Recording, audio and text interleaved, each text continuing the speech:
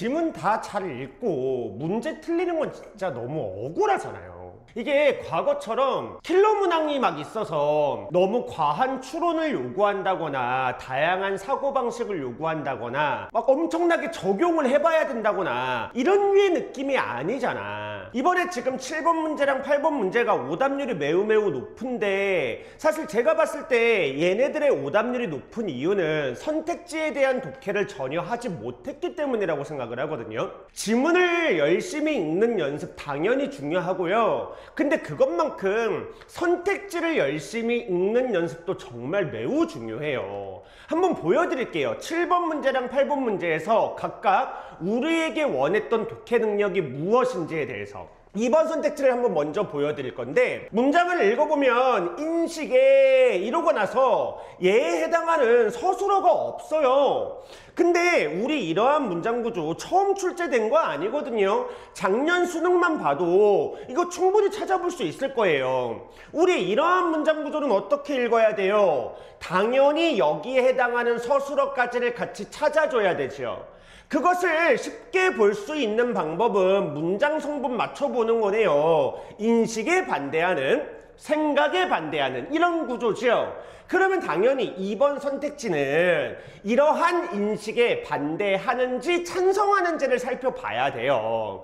근데 이러한 문장 구조가 있지 않은 친구들은 이 선택지를 어떻게 푸냐면, 기억은 주체 인식의 준거가 서양 근대 문명의 주체라는 인식이래. 뭐래, 인식 아니야, 이렇게 푼다고. 인식에 반대하는인데 이 서술어를 보지 않고 인식까지만 읽은 다음에 X 이러고 푸는 친구들이 있어. 그래서 계속 말하지만 한번 출제가 됐던 문장 구조를 익혀주는 게 매우 중요하다는 겁니다. 원래 국어라는 과목은 너희들한테 문장 구조를 알려줌으로써 독해력을 키우는 것을 목적 중에 하나로 해요. 3번, 5번 선택지 계속 보여드릴 건데 다 똑같아요. 시급성을, 철학을 이렇게 되어 있죠?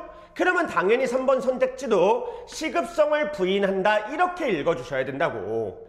견해해, 견해해 이렇게 되어 있죠? 그러면 견해에 동의한다 이렇게 읽어주셔야 된다고. 그래서 이 7번 문제에서 첫 번째 드리고 싶은 말씀은 정확하게 이 문장을 뒤에 서술어까지 연결해서 읽어주는 습관을 들여라 입니다. 참고로 제가 왜 이 문제가 정말 순수 문장 독해다 라고 이야기를 하냐면요, 주체 인식의 준거가 서양 근대 문명의 주체이다. 지문에서 볼게요. 서양 근대 문명의 주체를 주체 인식의 준거로 삼는다. 어때요? 순서만 바뀌었을 뿐이지 단어 하나도 바뀐 거 없죠? 그대로 지문에서 이 내용 찾을 수 있죠. 게다가 지금 이 내용이 기억이 앞에 나와 있는데요, 얘는요 민족 주체성을 간과했어요. 이러한 상황에서 박은식이 새로운 주체의 형성에 주목했죠. 그러니까 당연히 앞에 나와 있는 이 내용을 부인할 거예요. 부정할 겁니다. 즉 선택지에서 이게 옳은지 그른지를 찾는 이 흐름이 너무 쉬워요. 근데 인식에 반대한다. 아마 이걸 못 봤기 때문에 2번을 선택한 아이들이 40%가 채 안 되는 거 아니겠어요? 이 정답이 2번이거든요. 또 보여드릴게요. 두 번째로 이 문제를 어려워했던 친구들은 아마 부정 표현 때문이지 않나라고 생각을 해요. 2번 선택지의 니은을 한번 볼까요? 없다는 생각에 반대한다 이렇게 나와요. 5번 선택지 보여드릴게요. 없다는 견해에 동의한다 이렇게 되어 있는데요, 문장 구조가 좀 다르네요. 맞아요. 근데 두 개의 문장 구조를 보여드리고 싶어요. 일단 첫 번째, 철학이 과학의 방법에 근거할 수 없다는 생각에 반대한다. 없다는 생각에 반대한다. 부정의 부정 표현이야.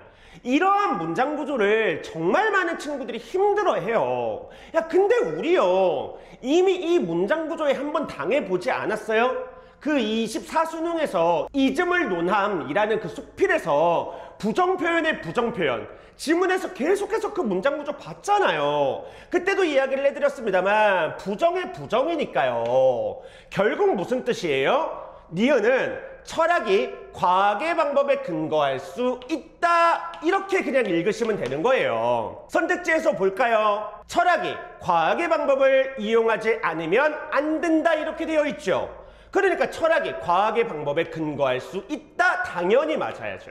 근데 이거를 없다는 생각에 반대하는 입장이다 이러니까 몇 번 머릿속에서 생각을 꼬다가 그냥 이러는 사이에 나도 모르게 그냥 틀렸다라고 판단을 해버리는 거야. 사실 이런 것들이 나중에 오답 정리를 해보면 대체 내가 왜 이거를 잘못 선택을 했을까? 이걸 왜 틀렸다고 판단을 했을까? 라는 생각들을 하게 돼. 그러니까 이거는 정말로 문제를 풀 때 사고가 잠시 꼬여버리는 거거든요.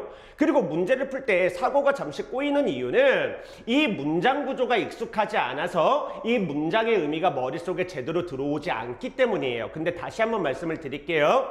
우리요, 부정의 부정, 이거 문장 구조 2년 연달아서 지금 출제되고 있는 형태인 거거든요. 그러니까 이 문장 구조 익혀주셔야 돼요. 5번은 유사하면서 좀 다른데요. 일단 첫 번째 여기 보세요. 철학보다 과학이 우위이다 이렇게 되어 있죠. 비교 구문이네요. 네, 자주 말씀을 드립니다만 원래도 비교 구문을 힘들어하는 친구들이 생각보다 되게 많아요. 그러니까 비교 구문 자체에 대한 독해 연습하셔야 됩니다. 비교 구문은 다른 거 다 필요 없고요. 철학, 그 다음에 과학, 무엇이 우위냐 이것만 보시면 돼요. 철학보다 과학이 우위다라고 했으니까 이렇게 가볼게요. 근데 그것을 인정할 수 없다라고 이야기를 했죠. 이것을 인정할 수 없다라는 건 무슨 뜻이에요?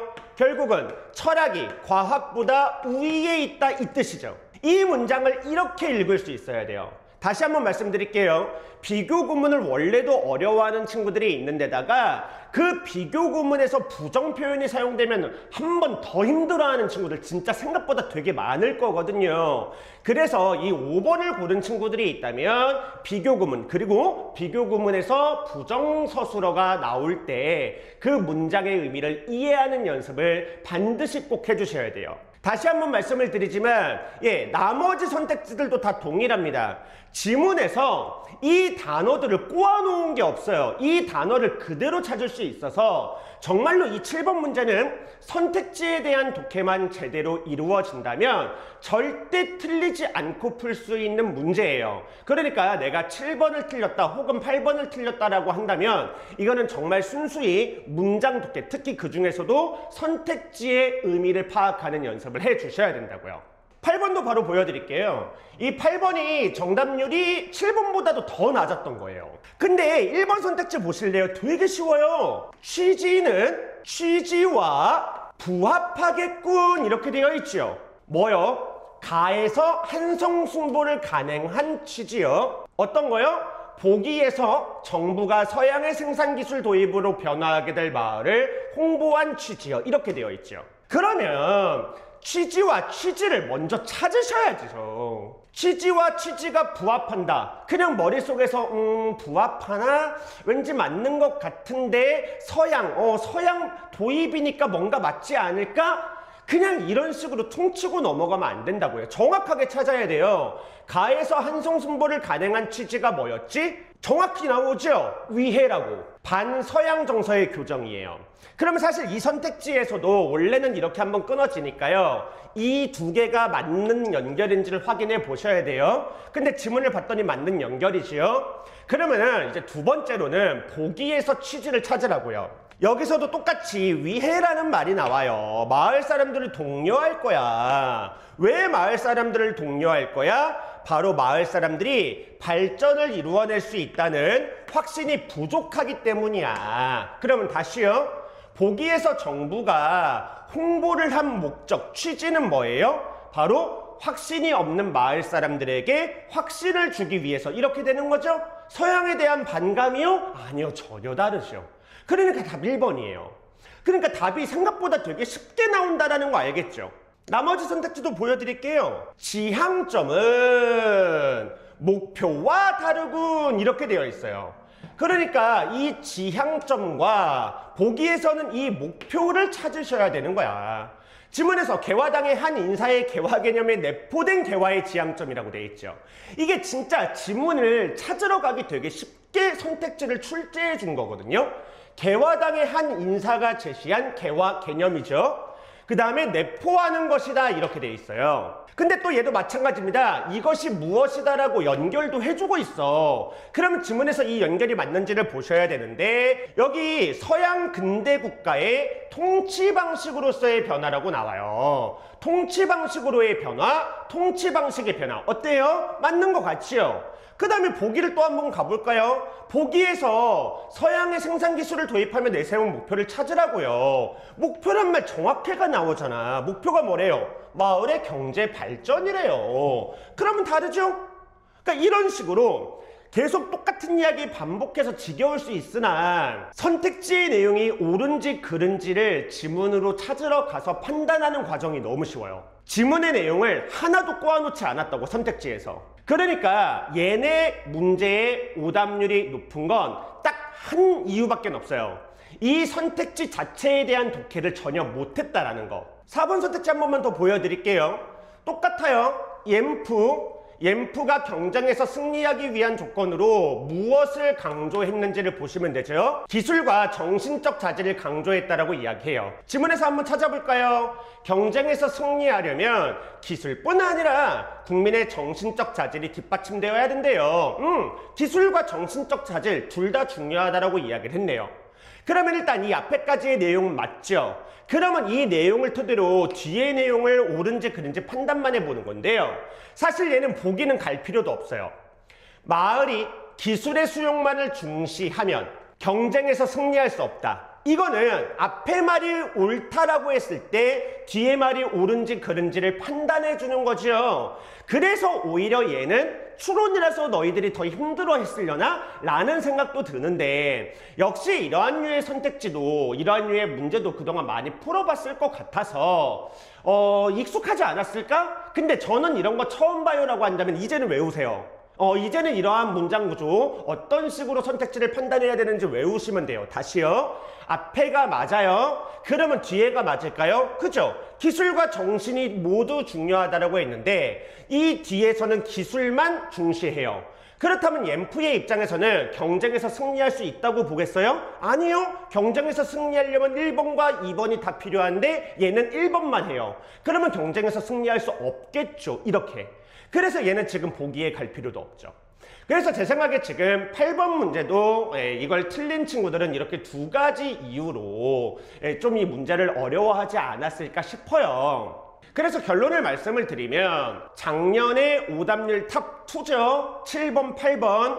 근데 제 생각에는 그동안 우리가 오답률이 높았던 문제들에 비해서는 훨씬 더 풀기가 수월한 요소들이 있다. 그리고 작년에 이게 오답률이 높았으므로 올해 분명히 평가원은 6월, 9월에서 이러한 형태의 선택지 구성을 한 번 더 해볼 것이다. 그때도 오답률이 높다면 수능까지 이어질 것이고 그때 오답률이 확 낮아진다면 수능까지 이 경향이 안 이어질 수 있기는 해요. 하지만 어쨌든 재출제될 가능성이 너무 높은 선택지들이므로 문장 구조이므로 반드시 문장 구조 익혀주시고 선택지 어떻게 판단해야 되는지 그 방법 익혀주세요.